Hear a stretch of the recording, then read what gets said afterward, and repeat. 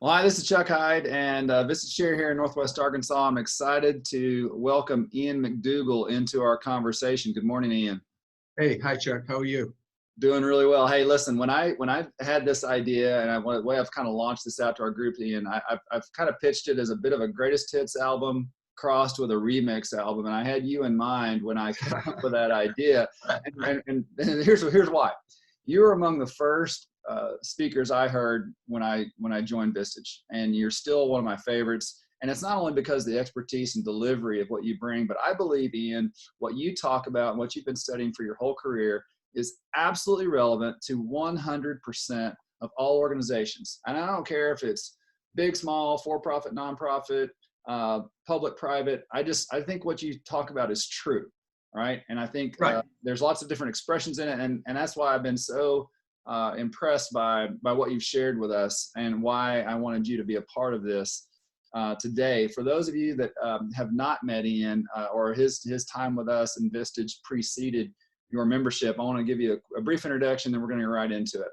Ian MacDougall is the founder of Corporate Lifecycles. It's a consulting firm that specializes in large-scale organizational change. He spent in his entire career studying organizational life cycles. What characterizes growth stages, getting to what he refers to as prime. We're going to talk about that today.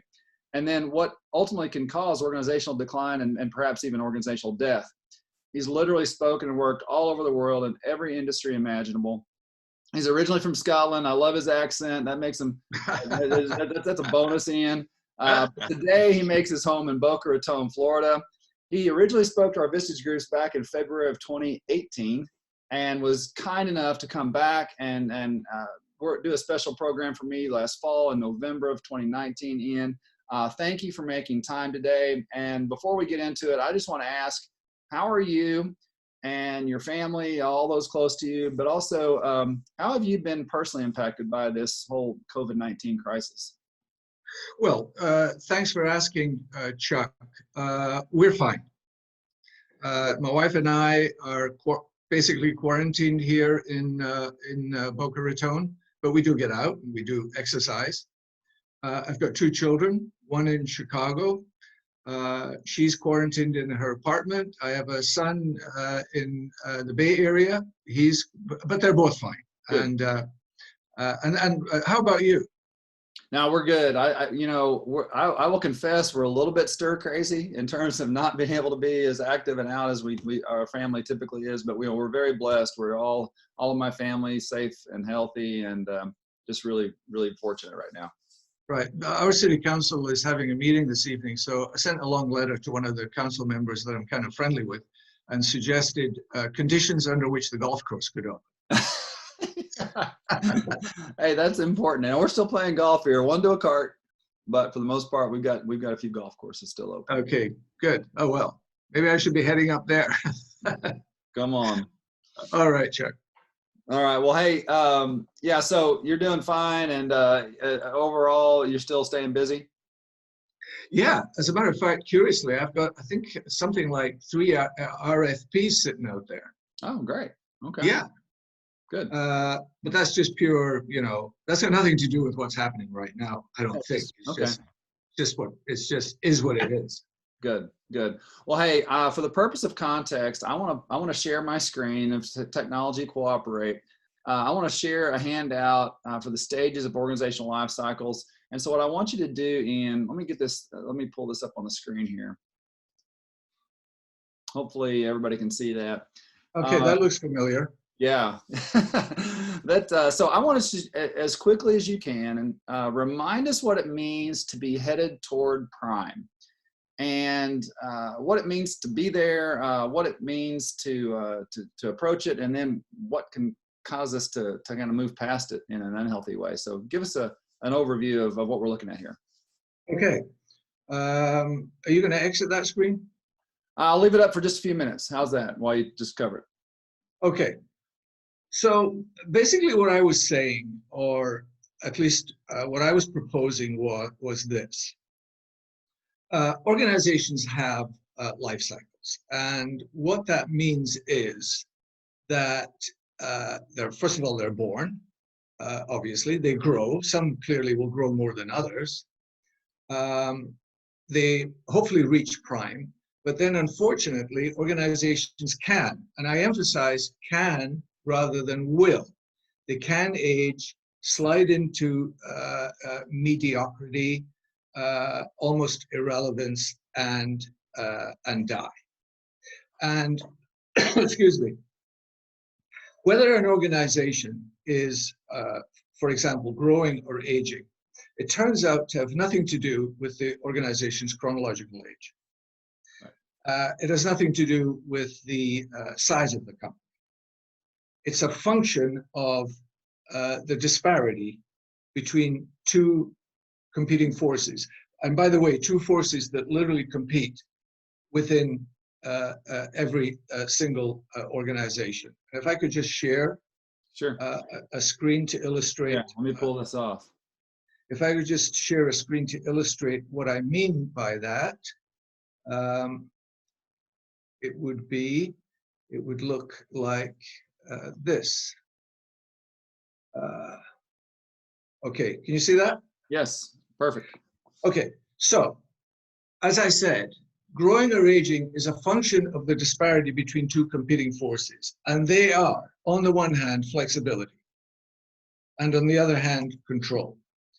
What does this indicate? I don't think it indicates anything terribly surprising, but it says that early stage companies tend to be flexible and have insufficient controls. Monday morning, here comes the founder, anything is about to happen. As the organization adds products, enters new markets, opens more branches, by definition, the organization must necessarily develop more better control. Could there be a problem there? Absolutely. You may lose flexibility. Now, this disparity that you're looking at here on the left-hand side, as well as the disparity on the right-hand side, creates repetitive patterns of behavior, predictable problems, as well as unique challenges. It's only in prime that these are in balance. And actually, may I just say this while I think about it? I think just looking at this model, what CEOs and their leadership teams could usefully be asking themselves is this: is our company in balance or out of balance? And if we're out of balance, are we out of balance on the left-hand side, in which case we need more better controls, or are we out of balance on the right-hand side, in which case we need to find ways to be more entrepreneurial? So a company in prime, which is in balance, has flexibility, but it has discipline. So, and I want to underscore something you said. This has no function with respect to time or the age of a company. The x-axis is really not time. This is really just about more of a behavioral axis. Is that fair? You're absolutely right. Because just to reinforce that, a company literally could be 100 years young or 10 years old. Very good. Yeah. And also, it's not a function of size. You know, it could be $1 billion young company or a $10 million aging company, and it's not a function of how many employees the company has. Right now, I can't say there's no correlation there. Otherwise, any statisticians listening in would reach into the screen and try to choke me. But there's not causality. Right, and I think that's an important point right there. Yeah. Absolutely. So, so now this whole idea here has got huge implications for how organizations are going to be dealing or coming out of this current crisis, and I hope we get an opportunity to talk about that later. But getting back to a company in prime, that company has this is how I describe it at least. It has the energy of a toddler and the maturity of an adult. Yeah. They know what they're doing. They know where they're going. They know how to get there. They have the right people in the right structure, working with the right processes. The company seeks out new markets, launches new products and services, exploits emerging or new technologies. And prime companies, what differentiates them basically at the end of the day is that they're giving birth to infant organizations. They're giving birth to new subsidiaries. Yep. So I just want to finish that description by saying this. When I look at a company in prime, Chuck, what I expect to see is, I call it a portfolio of business units. And if you think back to that first slide that you shared, one of these business units, for example, may be an infant. One may be a go-go, which is the rapid growth stage. One may be more mature, but it's highly profitable. And we use that money to feed the babies and the adolescents on the left-hand side.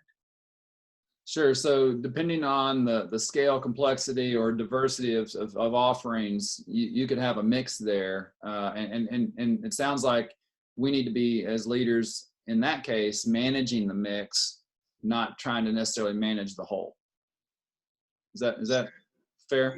Well, what we need to be as leaders, first of all, as leaders, what we need to be able to do is figure out, and this is part of growing up, by the way, as an organization.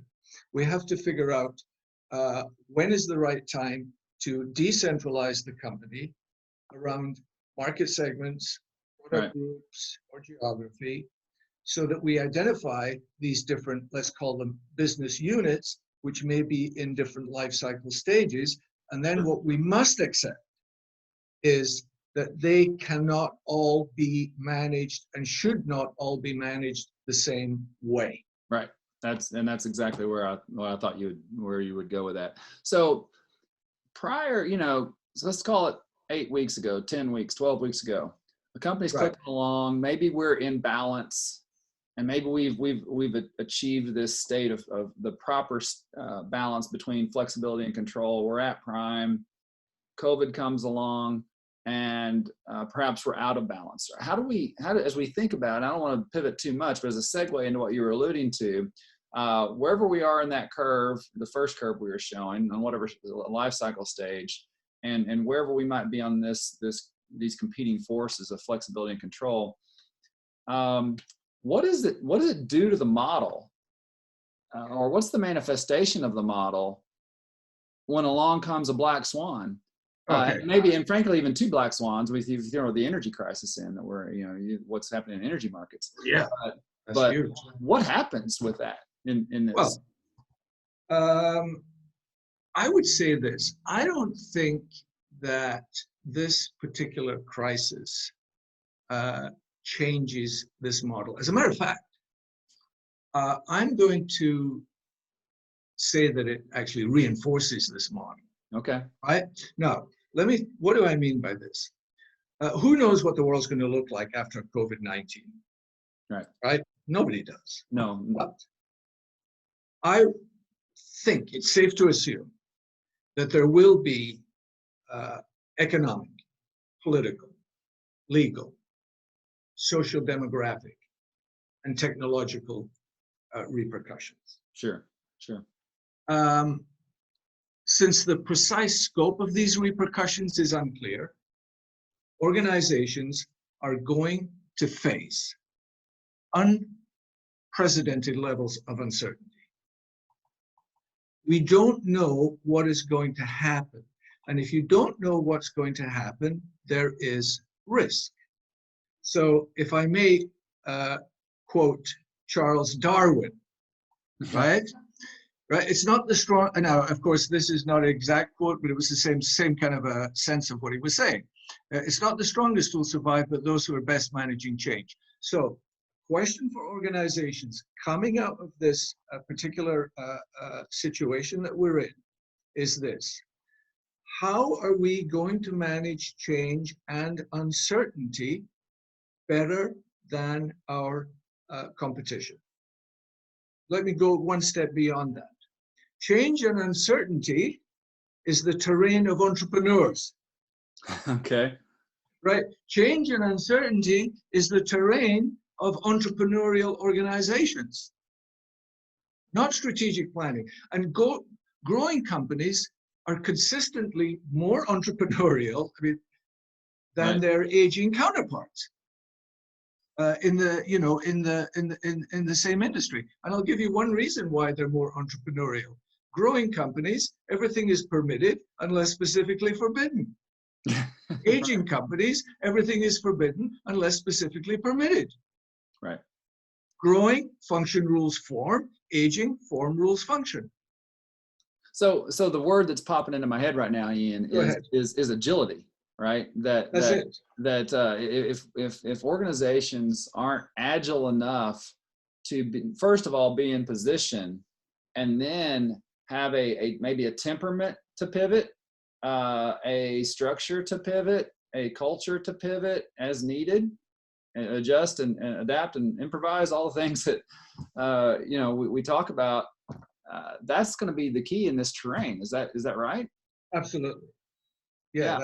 That's absolutely correct. If I may, now, ironically, this quote, I learned this when I was in China. I was talking about the differences between opportunities and threats when you have a changing world. Right. And this Chinese gentleman taught me that in China, they only have one symbol that means crisis and opportunity. Now, ironically, this is China we're talking about at this particular time, but let's try to see beyond that. This is good. Right? Yeah. So if you go to a young company, right, a growing company, I shouldn't say young because that suggests chronological age. So let's just say growing stage organization. You might very well find people praying for change because they see opportunities. If you mention opportunity in an aging company, everybody breaks pretty much out in a rash because they only see, right? Because they only see problems. So you look what's happening right now. The analog world is literally collapsing around us. Neiman Marcus filed for bankruptcy yesterday or the day before. And while the analog world is collapsing, technology companies are becoming increasingly more powerful. And pretty much most of these technology companies that are becoming powerful are on the left-hand side of that bell curve. And the analog companies that are collapsing are on the right-hand side. So I would rest my case there. Yeah, it illustrates your point that this is what we're experiencing is really reinforcing the model, not creating some new diagram or new truth. Right. Now, there is a caveat to that. Some organizations, for example, that might be in financial difficulty may find themselves, reverting back to the behavior of the infant company, and they have cash flow problems. So I can see that. And that kind of a company, they really need to, their most important kind of milestone or checklist has to be 13 weeks rolling cash flow analysis, because anything beyond 13 weeks is a waste of time. Yeah. Otherwise, the company is going to go under.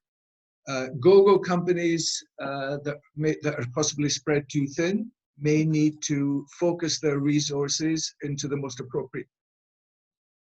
I want to bring that back up while you're talking. Oh, yeah.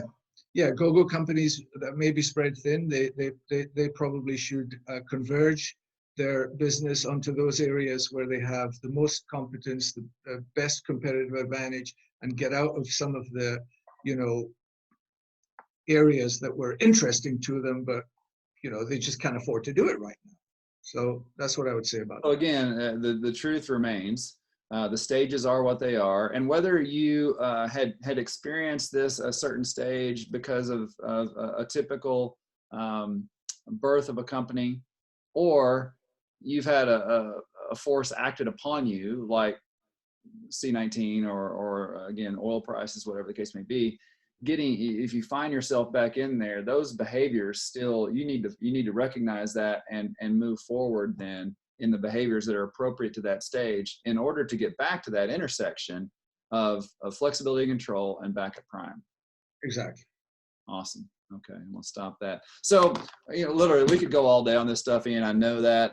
But in brief, what are some of the best pieces of advice you would give to our Vistage members in closing as they lead their organizations through this difficult time? Okay, I was actually hoping you would ask me that, and I do have some.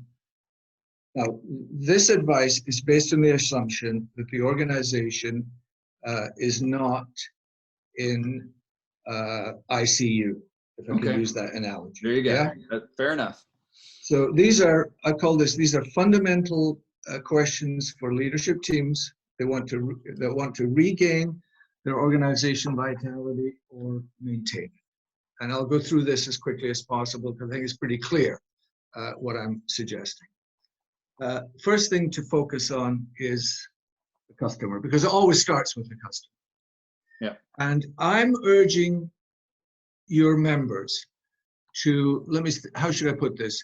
To reignite their passion for serving the customer. Yeah. And to reignite that passion in a way that differentiates them from their competitors and propels the organization through this and onward. Now, here's a couple of questions that will address that. What's your promise to the customer? What other customer problems could we solve?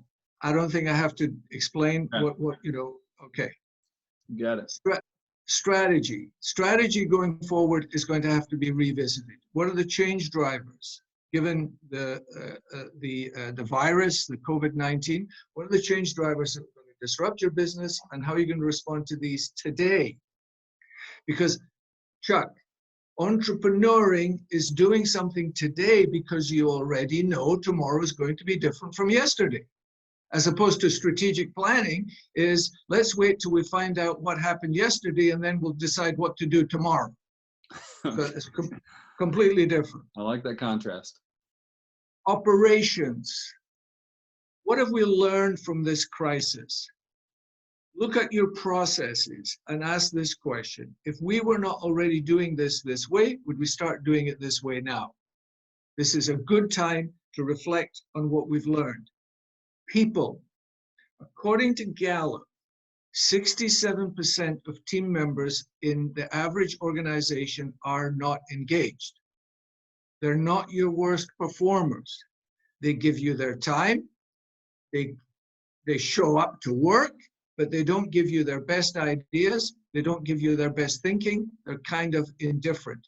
And if you can engage some of that 67%, the organization will experience absolutely, and there's no question about this any longer, significant benefits in customer relations, or organic growth, and profitability. How would you begin to do that? There's a couple of questions there that will focus you on that issue. What are the factors that increase the commitment of team members to our cause, and what are the factors that decrease their commitment? It's like a T-chart. Whatever sees the light of day there, I think needs to be on leadership's agenda moving forward. Awesome. That is a fantastic list. I was on a call last week in a non-Vistage context, but it was a little bit, the question was a little bit, Ian, how do we take what we do to market in this time? And I was trying to not in reverse, but just inject this idea of, well, we're sort of assuming that what you do is relevant to the market. We may be thinking about what the customer actually needs. And if you weren't already doing what you're doing, would you still do that today? And it's spot on with and that was a kind of real life example of what you're talking about here. I think, but here's a prediction I'm going to make. I think that coming out of this, there are going to be, you will divide organizations into broadly two categories. Those that are primarily focused on their problems, okay, and then those that pivot and focus on the customer's problems. And the ones that are able to focus on the customer problems while managing their own problems are going to win. No question about it. Absolutely.